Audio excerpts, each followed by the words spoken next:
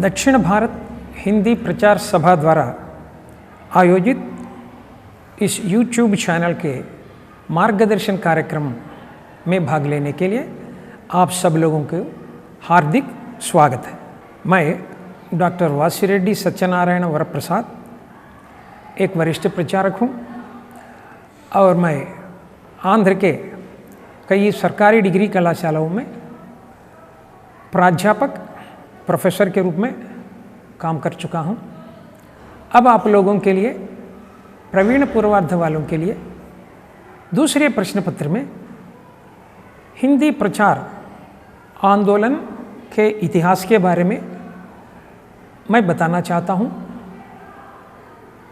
आपको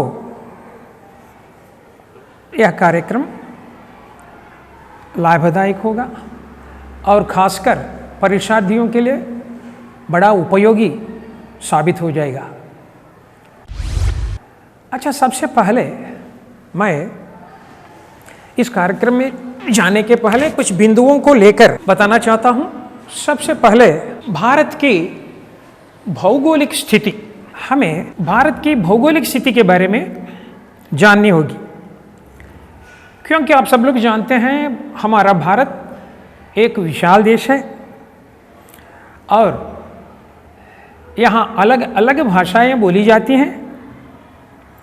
यहाँ कई जाति के, धर्म के, संप्रदाय के लोग मिलजुल कर एकता से रहते हैं और यहाँ के लोगों के कई आचार विचार भी अलग अलग होते हैं, भिन्न भिन्न होते हैं। अगर कोई विदेशी इस देश में आकर देखेगा तो अचंभे में आ जाएगा, क्योंकि यहाँ सारी भिन्नताएं देखकर वह अचंभे में आ जाएगा, क्योंकि ये तो प्रत्यक्ष ही है। यहाँ हमारे देश में हर राज्य में एक भाषा बोली जाती है। इतनी भाषाएं बोली जाने वाले देश इस संसार में बहुत कम होते हैं और यहाँ के तरह तरह के पोशाक हैं, आचार विचार हैं। इन सबको देखकर वे अचंभे में पड़ जाते हैं और कहते हैं कि क्या यह एक देश है या कई देशों का समाहार है।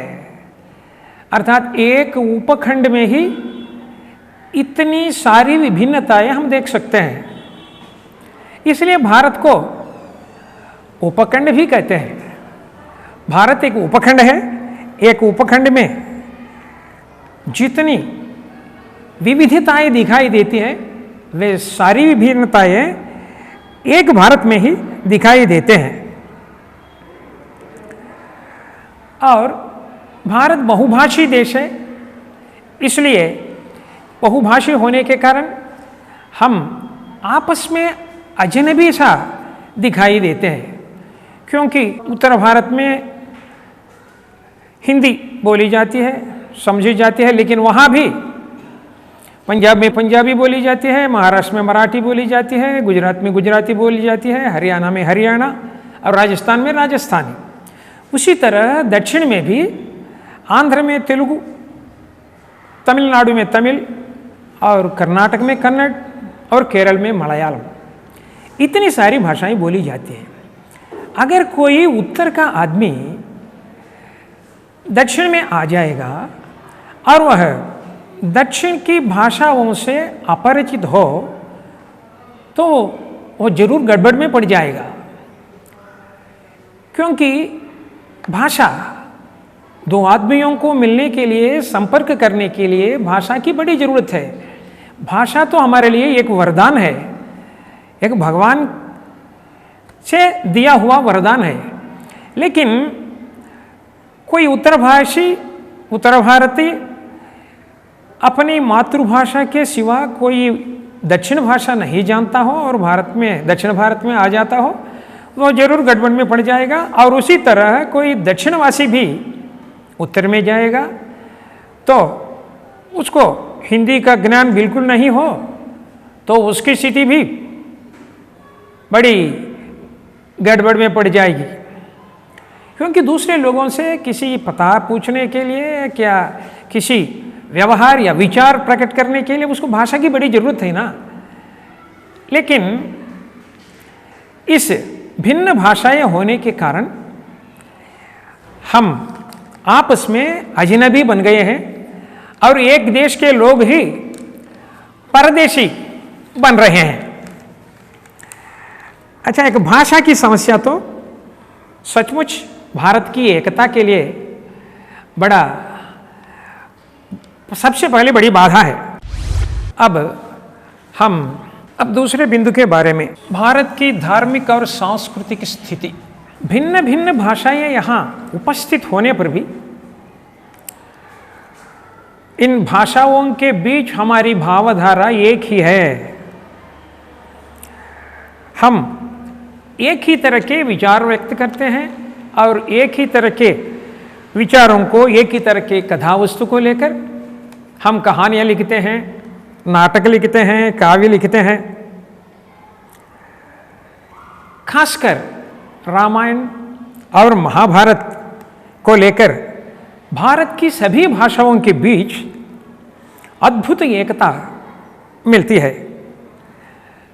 भारत के घर घर में रामायण या महाभारत की कथा प्रचलित है और भारत के सभी लोग, चाहे वे उत्तर के हों या दक्षिण के हों, सीता के बारे में, राम के बारे में अच्छी तरह जानते हैं और उसी तरह रावण के बारे में भी।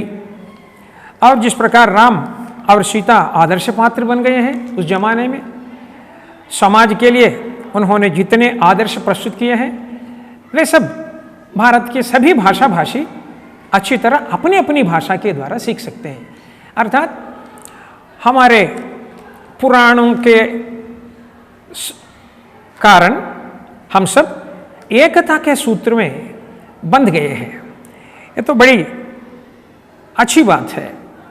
और अब हम इतना ही नहीं, हमारे उत्तर में या दक्षिण में हमें एक ही तरह के मंदिर दिखाई देते हैं और एक ही तरह की पूजा वहाँ होती है और अनुष्ठान भी एक ही तरह होते हैं और पूजा करने की विधि और भक्ति एक ही तरह ही होते हैं। अब मैं अन्य बिंदु के बारे में बताना चाहता हूँ। ये तो दक्षिण में हिंदी प्रचार आंदोलन से पूर्व दक्षिण भारत में हिंदी की स्थिति।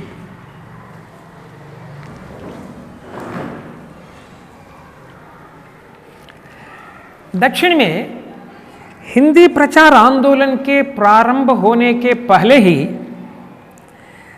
दक्षिण भारत में हिंदी हिंदुस्तानी से थोड़ा बहुत परिचित रहा। यह तो नई बात नहीं है, क्योंकि आज भी हम वैदिक धर्म या अनुष्ठान करते समय भरतवर्षे जम्बूद्वीपे भरतवर्षे भरतखंडे कहकर पान पात्र के ऊपर हाथ रखकर गंगे च यमुने चैव गोदावरी कृष्णा कावेरी नर्मदे जले अस्मिन् सन्निधिं कुरु, इस मंत्र का आवाहन करते हुए भारत के सभी पवित्र नदियों का आवाहन करते हैं। इससे देश की अखंडता हमें स्पष्ट मालूम होती है। देश में इतनी सारी भिन्नताएं दिखाई देने पर भी इन भिन्नताओं के बीच एकता कायम रखने के लिए ये सभी साधन हैं। जगत गुरु आदि शंकराचार्य केरल में पैदा हुए, लेकिन वे देश भर में घूमे, उन्होंने भ्रमण किया और अपने धार्मिक विचारों को पूरे भारत में प्रचार किया। और उसी तरह तमिलनाडु के रामानुजाचार्य और कर्नाटक के मध्वाचार्य, इन लोगों ने भी पूरे भारत में अपने अपने धार्मिक विचारों को प्रकट किया, प्रचार किया, प्रसार किया। लेकिन तब इन लोगों की भाषा संस्कृत भाषा के द्वारा इन लोगों ने अपने अपने विचारों को प्रकट किया है। इस प्रकार उस समय भी देश भर में एकता के चिन्ह दिखाई देने लगे। और उसी तरह उत्तर के सिख, जैन साधु यहाँ आकर, दक्षिण में आकर उन्होंने भी अपने अपने सिद्धांतों का और धार्मिक विचारों का प्रचार किया है। और उत्तर भारत के कबीरदास के पद, मीराबाई के पद और सूरदास जी के पद, ये सब उत्तर में जितने आदर पा सके हैं, दक्षिण में भी उनको उतना ही आदर मिला है। इस प्रकार उत्तर और दक्षिण में एक प्रकार की लेन देन है। यहाँ के लोग वहाँ जाते हैं और वहाँ के लोग यहाँ आते हैं और अपने अपने विचारों को प्रकट करते हैं, क्योंकि ये सब भारत है और भारत तो अखंड है। भारत की एकता के लिए ये सब प्रत्यक्ष साक्षी है। और हमारे देश में तीर्थ स्थानों का महत्व भी अलग रहा है। उत्तर में काशी है। कोई भी भारतवासी मृत्यु के पहले कम से कम एक बार काशी विश्वनाथ का दर्शन जरूर करना होगा, काशी जाना होगा। काशी जाने के बिना उसे मुक्ति नहीं मिलती, ऐसा लोग समझते हैं। और इसी प्रकार उत्तर के लोग भी दक्षिण के रामेश्वरम जाना चाहते हैं और उत्तर की काशी से गंगा जल लाकर दक्षिण में रामेश्वरम में अभिषेक करके फिर वहाँ के समुद्र जल को लेकर उत्तर भारत में काशी में फिर भगवान का अभिषेक करना है। अर्थात हमारी संस्कृति इतनी महान है कि देश के लोगों को जबरदस्त एक दूसरे से मिलने का प्रयत्न करती थी। कोई भी अगर बिछुड़ना चाहता है तो वो नहीं बिछुड़ सकता, वो अलग नहीं हो सकता। उत्तर भारतीय को दक्षिण भारत में आना पड़ता है और दक्षिण भारतीय को उत्तर भारत जाना पड़ता है। इस प्रकार उधर से इधर और इधर से उधर आया जाया करते हैं। और यहाँ जो लोग उत्तर से यहाँ आते हैं उनके लिए यहाँ रहने के लिए उन दिनों में पैदल ही आना पड़ता था। यहाँ दक्षिण के राजा लोग उन यात्रियों के लिए तीर्थ स्थानों में धर्मशालाओं की व्यवस्था राजाओं के द्वारा हुई और उत्तर भारत के यात्रीगण यहाँ रहते हैं और उस धर्मशालाओं में उनको मुफ्त भोजन व आवास की सुविधाएं दिलाई जाती थी। लेकिन वहाँ उनकी सुविधा के लिए एक द्विभाषी को, हम उसे दुभाषी भी कहते हैं, दक्षिण की भाषा और उत्तर की भाषा हिंदू दोनों भाषाओं को जानने वाले एक आदमी को वहाँ रख लेते हैं, क्योंकि उनकी सुविधा के लिए। अर्थात वह दुभाषी उन लोगों से हिंदी में बोलता है और उनके लिए जिन जिन चीज़ों की आवश्यकता पड़ती है उनकी व्यवस्था कर लेते हैं और जो समाचार पूछ लिया जाता है उनका उत्तर भी इनसे दिया जाता था। इस प्रकार इन दुभाषियों के द्वारा हिंदी की जानकारी अवश्य होती थी।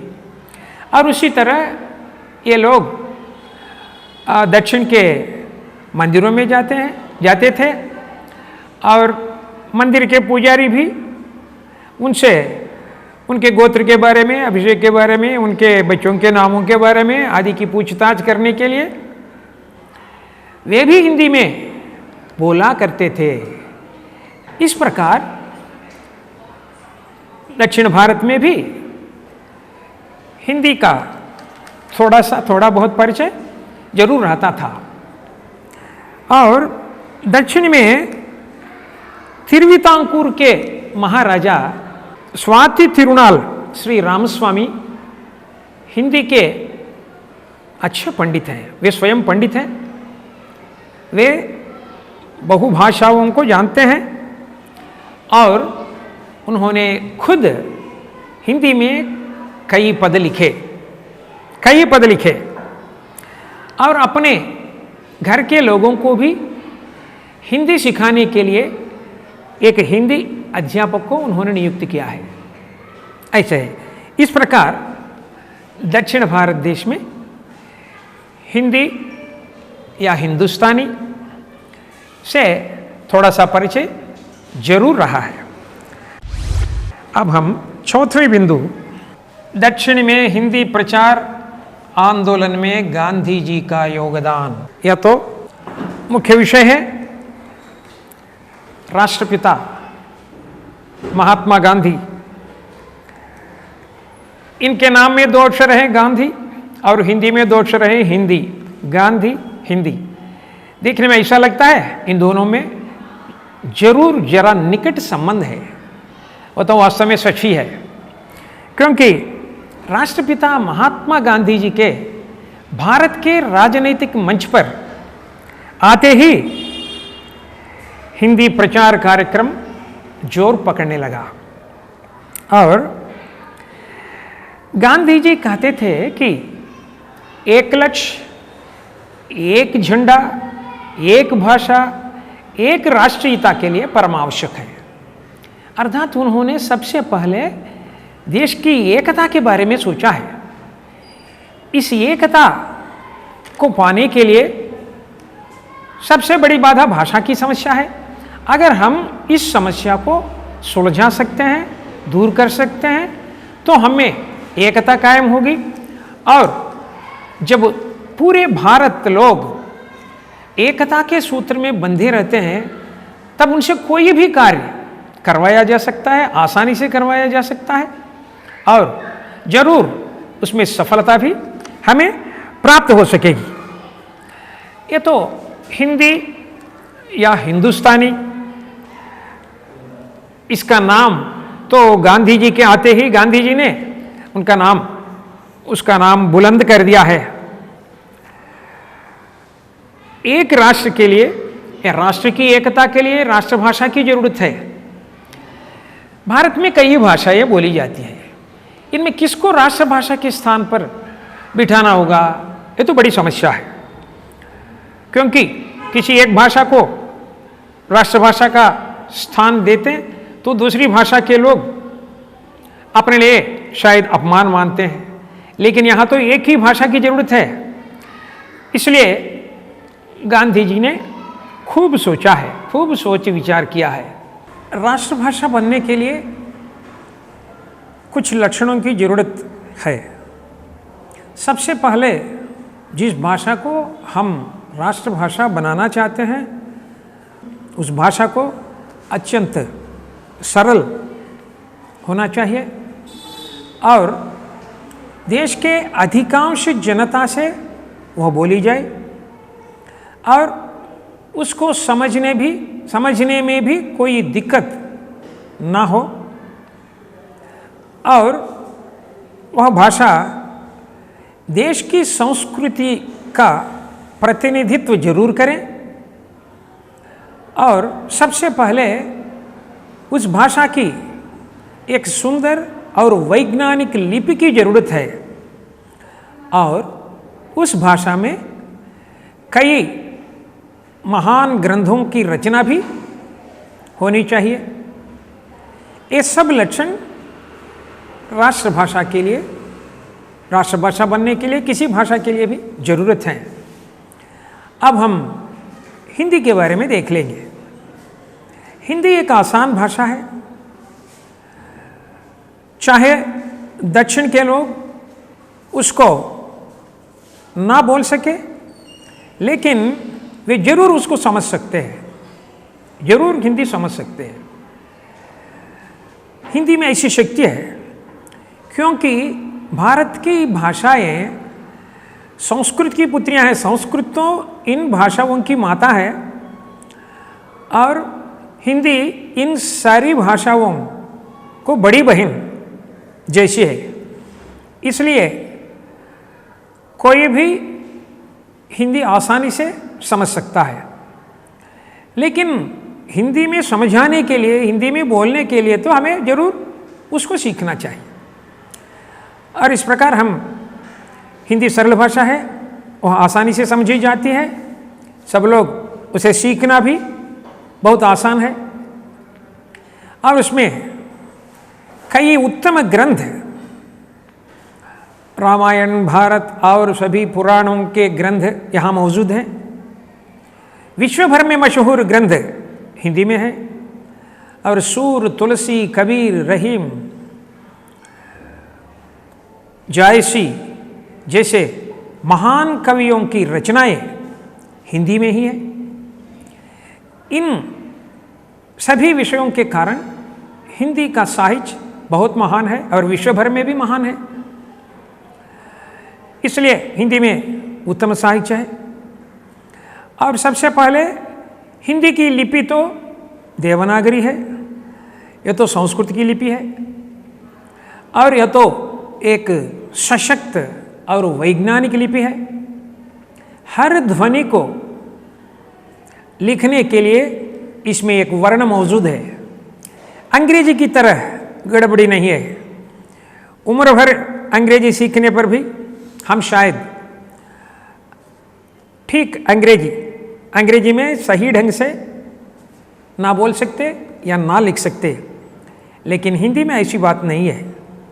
जो बात मुंह से निकलती है उसे हम स्पष्ट शब्दों में लिख सकते हैं और जो लिखा गया है उसको देखकर हम पढ़ने से कोई गलती नहीं होती। अर्थात देवनागरी लिपि तो एक सशक्त लिपि है। इतनी सारी विशेषताएं हिंदी में हैं, इसलिए हिंदी ही हमारी राष्ट्रभाषा बननी चाहिए। गांधी जी ने अपने मन में ऐसा सोचा और देश भर के अन्य नेताओं से भी उनके सुझाव भी गांधी जी ने स्वीकार किया। सर्वसम्मति से हिंदी ही राष्ट्रभाषा मानी गई है। गांधी जी सन 1918 में हिंदी साहित्य सम्मेलन के एक अधिवेशन में भाग लेने के लिए इंदौर चले गए। वहाँ सबसे पहले हिंदी को राष्ट्रभाषा बनाने की बात गांधी जी के मुंह से आई और उनका समर्थन भी हुआ। और गांधी जी ने कहा कि अंग्रेजी कभी हमारी राष्ट्रभाषा नहीं बन सकती। मातृभाषा का अनादर माँ के अनादर के समान है, इसलिए हम सबको अपनी भाषा का आदर करना चाहिए। और जिन अंग्रेजों से हम लड़ना चाहते हैं, अगर भारत के अन्य प्रांतों से एक साथ मिलकर कोई एक बैठक में बातचीत करने लगते हैं तो उन लोगों को अंग्रेजी में बोलना पड़ता था। ये तो गांधी जी को बहुत बुरा लगा, बहुत बुरा लगा। जिन अंग्रेजों से लड़ना चाहते हैं हम, अपने आसपास में बोलचाल की भाषा अंग्रेजी के बदले भारतीय भाषा में ही हमें बोलनी चाहिए। इसी उद्देश्य से गांधी जी ने हिंदी को राष्ट्रभाषा बनाने का प्रस्ताव वहाँ स्वीकार कराया और वहाँ साहित्य सम्मेलन में सर्वसम्मति से यह बात मानी गई है। और अध्यक्षीय भाषण में गांधी जी ने भी कहा कि दक्षिण भारत के लोगों को हिंदी सिखाने का दायित्व साहित्य सम्मेलन पर है और गांधी जी ने इसका नेतृत्व भी अपने कंधों पर ले लिया है। अतः दक्षिण में गांधी जी ही हिंदी प्रचार आंदोलन के जन्मदाता के रूप में माने जाते हैं। इसमें कोई अत्युक्ति नहीं है। दक्षिण में हिंदी प्रचार आंदोलन के जन्मदाता होने का श्रेय सिर्फ गांधी जी को ही मिलता है, मिलना ही चाहिए। और जब यह काम हिंदी साहित्य सम्मेलन को सौंपा गया है, किसी काम को चलाने के लिए धन की जरूरत पड़ती है, तब तुरंत वहाँ इंदौर के राजा ने तुरंत 10,000 रुपये हिंदी साहित्य सम्मेलन को दे दिए और कार्यक्रम भी लेने के लिए वे तैयार हुए। गांधी जी सबसे पहले 1918 में दक्षिण भारत में हिंदी प्रचार के लिए अपने कनिष्ठ पुत्र देवदास गांधी को मद्रास भेजा। गांधी जी का पुत्र देवदास गांधी जी ही दक्षिण भारत के प्रथम हिंदी प्रचारक रहे। तब उनकी उम्र क्या थी उसके बारे में जरूर सोच लीजिए। 1918 में 18 साल की उम्र में वे आ गए। तब उनकी उम्र 18 साल की थी देवदास गांधी। तब दक्षिण में हिंदी प्रचार करने के लिए आ गए और यहाँ श्रीमती Annie Besant, sir CP Ramaswami Iyer, Srinivasa Sastri जैसे नेताओं की सहायता से, उनके प्रोत्साहन से हिंदी प्रचार का कार्यक्रम का श्री गणेश हुआ है दक्षिण भारत में और प्रसार का कार्य चलता रहा। लोग बड़ी खुशी से हिंदी सीखने लगे और गांधी जी के अनुरोध से उत्तर भारत से स्वामी सच्चेदेव परिव्राजक वे भी मद्रास पहुंचे हिंदी प्रचार कार्यक्रम में भाग लेने के लिए और वे अपने साथ कुछ पुस्तकें भी लाए। वे भी हिंदी प्रचार में बहुत लाभदायक मालूम हो गई है। दोनों मिलकर हिंदी प्रचार का कार्य करते रहे और देवदास गांधी और सच्चेदेव की सहायता से दक्षिण के चारों प्रांतों के लोग मद्रास आकर हिंदी सीखने लगे। क्योंकि ये तो देशभक्ति का कार्य है हिंदी सीखना भी। हम झंडा को जितना आदर देते हैं हिंदी को भी उतना आदर हम देते थे उस समय। देशभक्ति के लोग हिंदी जरूर सीखते थे, इसलिए कई लोग मद्रास आकर हिंदी सीखने लगे और दक्षिण में पंडित हरिहर शर्मा, पंडित शिवराम शर्मा और मल्लादी वेंकट सीतारामांजनेयुलु आदि देशभक्त भी हिंदी प्रचार कार्य में वे भी लग गए।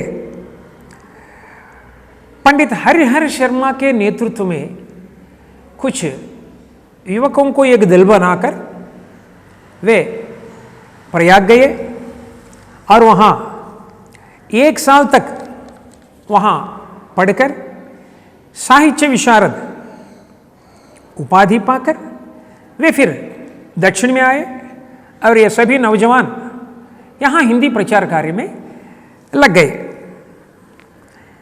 इसके बाद स्वामी सच्चेदेव फिर उत्तर भारत चले गए और अब हरिहर शर्मा जी और देवदास गांधी हिंदी प्रचार का पूरा कार्य ये दोनों ही संभालने लगे।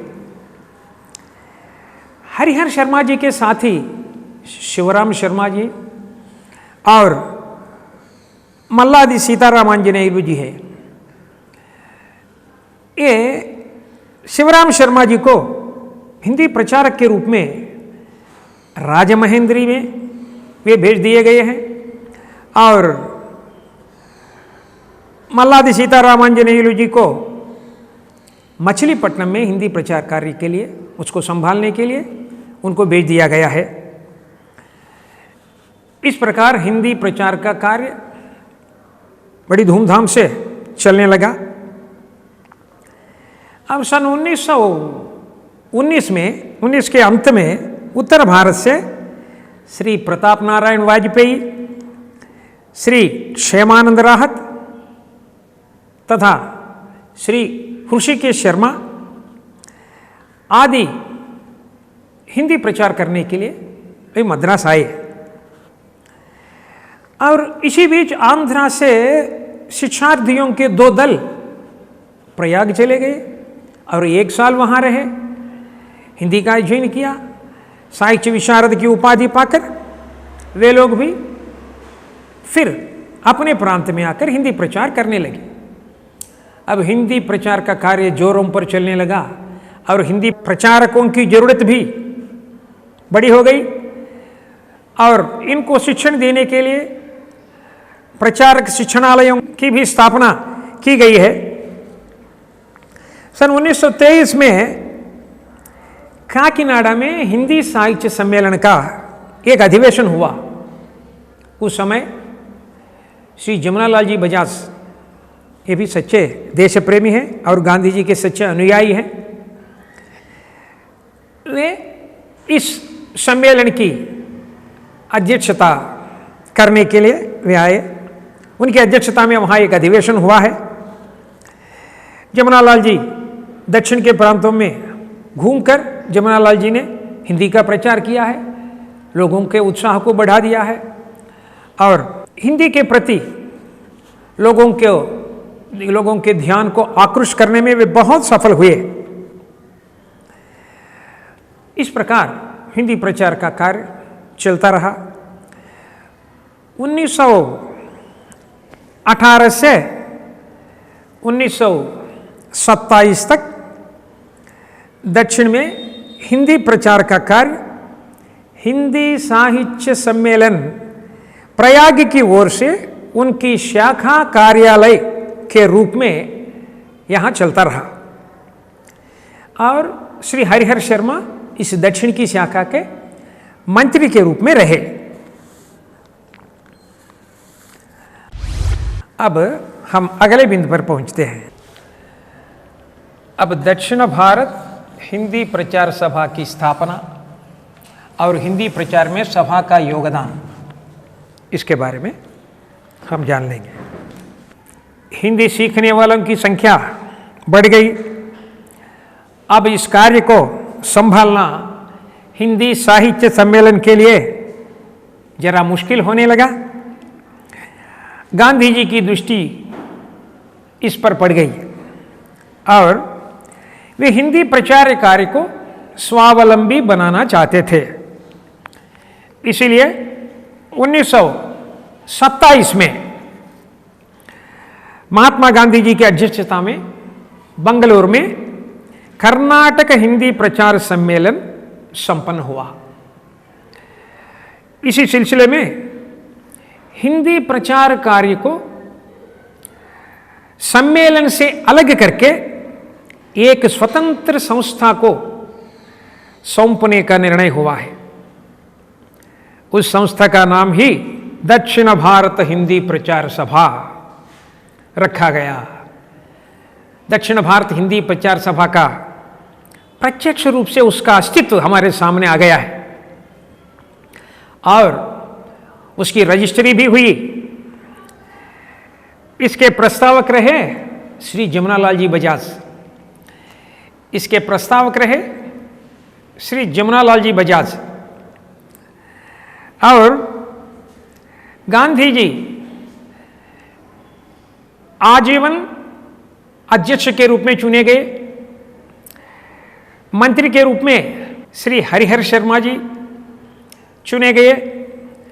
जी जमुनालाल जी बजाज, पुरुषोत्तम दास टंडन, पट्टाभी सीतारामैया, रामनाथ गोयंका, श्री राजा जी, श्रीनिवास शास्त्री, ऋषिकेश शर्मा, मोटूरी सत्यनारायण जी आदि कार्यकारिणी समिति के सदस्य रहे। ज्यों-ज्यों हिंदी प्रचार कार्य बढ़ता गया और अधिक संख्या में प्रचारक की आवश्यकता पड़ गई, तो 1922 में ईरोड में हिंदी प्रचारक विद्यालय चलाया गया और श्री अवधानंदन और श्री देवदूत जी अध्यापन का कार्य वहाँ करते थे। इस विद्यालय का उद्घाटन जवाहरलाल नेहरू जी के पिता मोतीलाल नेहरू के हाथों हुआ। और दूसरी विशेषता यह है कि रामस्वामी नायकर ने ही इस विद्यालय के लिए अपना मकान दे दिया है। ये तो बड़ी विशेषता की बात है। 1924 में सभा को मद्रास में हिंदी प्रचारक विद्यालय खोला, सभा ने खोला है, मद्रास में ही एक प्रचारक विद्यालय खोला है। दक्षिण के चारों प्रांतों के नौजवान यहां आकर इसमें प्रशिक्षण पाकर अपने अपनी जगह चले जाकर हिंदी प्रचार कार्य करते रहे। जब दक्षिण भारत हिंदी प्रचार सभा के नाम से कार्य शुरू हुआ, सभा का प्रधान कार्यालय मद्रास शहर में ही रखा गया। श्री हरिहर शर्मा प्रधानमंत्री रहे, श्री ऋषिकेश शर्मा साहित्य मंत्री रहे, श्री मोटूरी सत्यनारायण जी परीक्षा मंत्री रहे। उस समय सबसे पहले सभा के ये कार्यभार संभालते थे।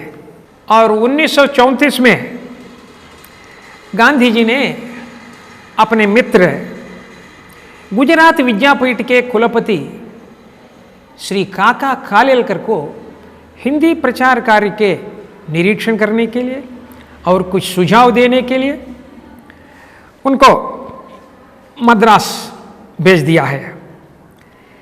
काका कालेलकर दक्षिण के चारों प्रांतों में उन्होंने भ्रमण किया और सैकड़ों हिंदी प्रचारकों से मिले, हिंदी प्रेमियों से मिले, उनकी समस्याओं के बारे में पूछताछ की और हिंदी के प्रति उनकी रुचि को बढ़ावा दिया। और उन्होंने गांधी जी को दक्षिण के चारों प्रांतों में प्रांतीय सभाओं की स्थापना की सिफारिश की। चारों प्रांतों में 4 प्रांतीय सभाओं की स्थापना की सिफारिश की है। और उनके सुझाव के अनुसार 1935 साल में सभा का नया संविधान बना है और 1936 में प्रांतीय सभाओं की स्थापना भी हुई। चारों प्रांतों में 4 प्रांतीय सभाओं की स्थापना हुई। सभा के संविधान के अनुसार 1939 से प्रवेशिका, विशारद और 1948 से राष्ट्रभाषा प्रवीण नाम की उपाधि परीक्षा चलने लगी। प्रवेशिका, विशारद और राष्ट्रभाषा प्रवीण ये तो उच्च परीक्षाएं हैं।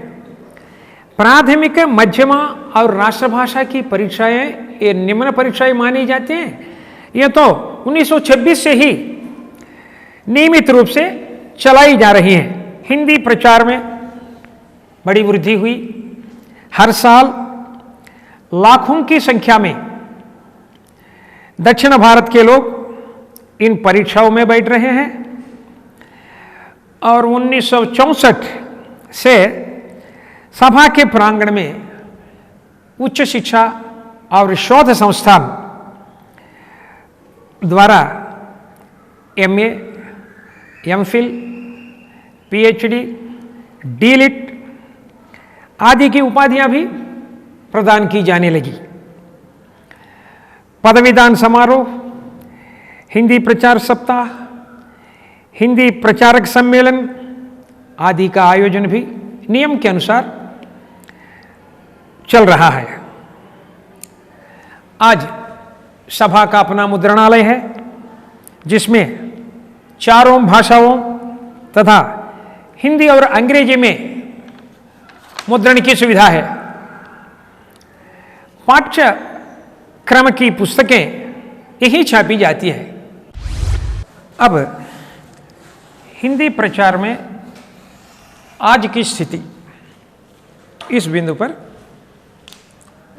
हम देख लेंगे। गांधी जी ने दक्षिण में हिंदी प्रचार के जो स्वप्न देखे वे आज अत्यंत सफल साक्षात्कार हुए हैं।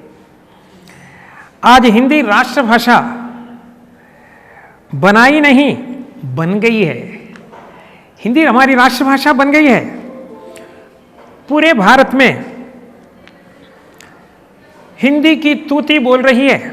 करोड़ों लोग हिंदी बोल रहे हैं, हिंदी समझ रहे हैं। आज दक्षिण के कई लेखक भी हिंदी में लिखने लगे, हिंदी में कविता लिखने लगे, काव्य लिखने लगे, नाटक लिखने लगे, निबंध लिखने लगे। अर्थात हिंदी साहित्य के लिए आज दक्षिण के लोगों का योगदान भी बहुत अधिक रहा।